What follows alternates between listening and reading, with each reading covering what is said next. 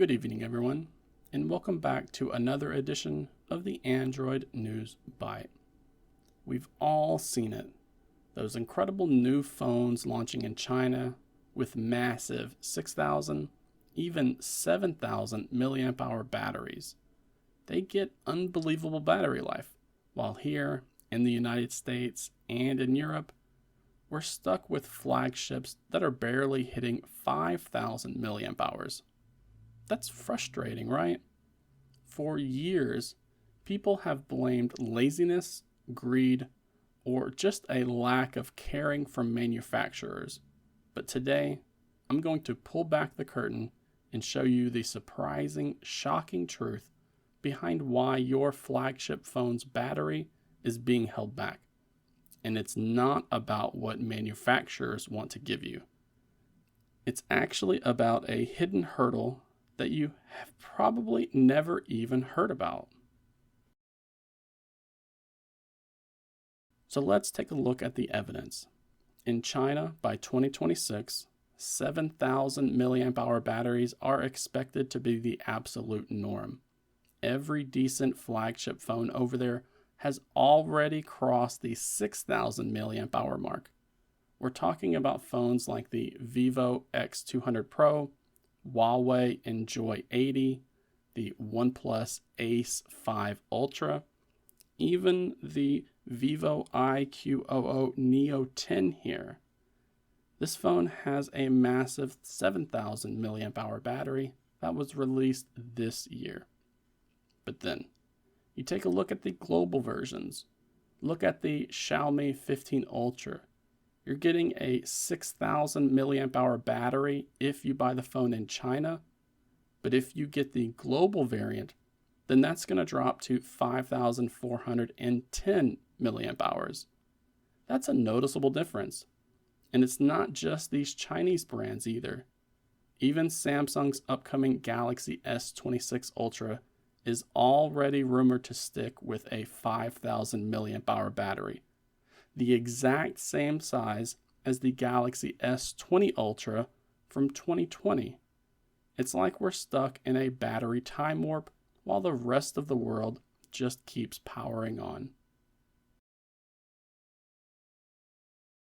So, is this just corporate greed?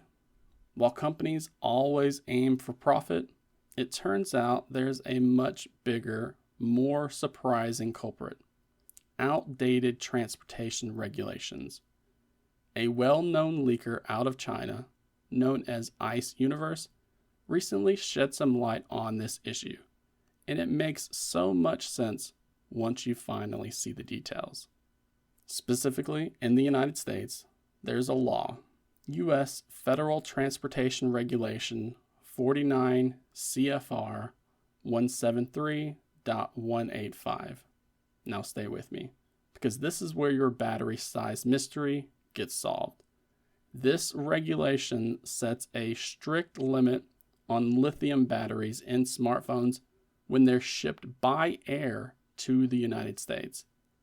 If they go over this limit, then they're suddenly classified as Class 9, quote, dangerous goods, end quote. And that means that they would require significantly more complex packaging, labeling, and much, much more expensive transportation. For smartphones, batteries are typically treated as single lithium-ion cells. And here's the kicker: the limit for a single cell is 20 watt-hours. So let's do the math that manufacturers have to do. A 4,000 milliamp hour battery at 3.85 volts, that's going to be about 15.4 watt-hours. So there's no problem there. But if we take that up to a 5,000 milliamp hour battery, and again at 3.85 volts, that's going to be around 19.25 watt-hours. Can you see how close that is?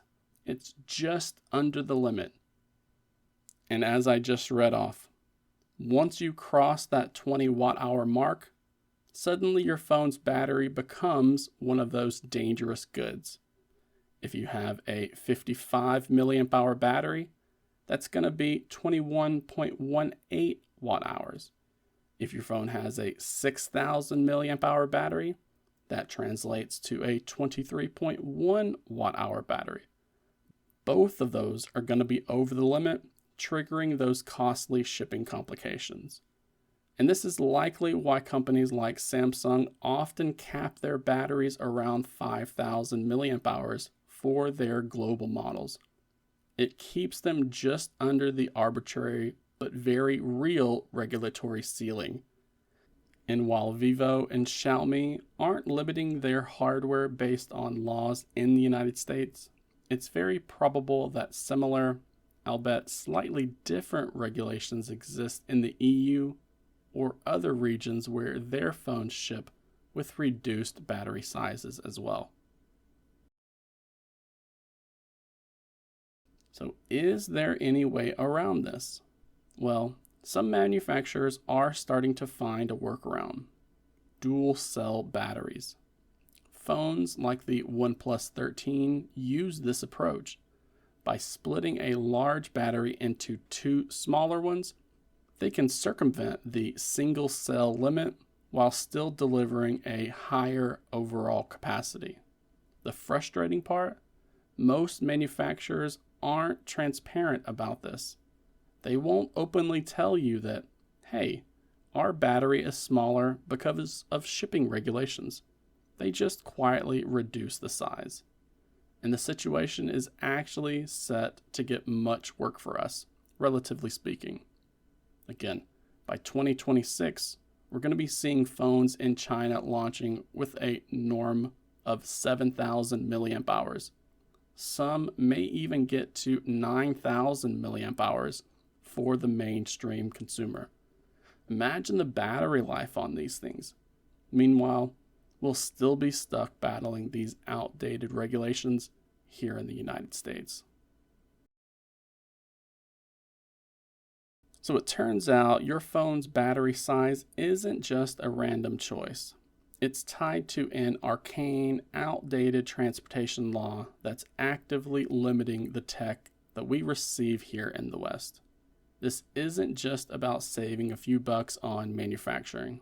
It's actually about avoiding huge logistical headaches and those added costs for the manufacturers.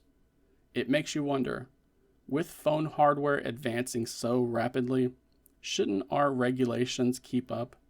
Should these shipping rules be reevaluated to better reflect modern battery technology and consumer demand? What do you think about this? Does this explanation change your perspective on smartphone battery sizes? Are you frustrated by these regulations? Let me know your thoughts down in the comment section below. And if you found this deep dive into smartphone batteries enlightening or infuriating, then please do me the honor in giving a like to this video, as it really helps the channel out. Just don't forget to subscribe to the channel if you haven't done so already, so you can get these videos sent directly to your notification panel.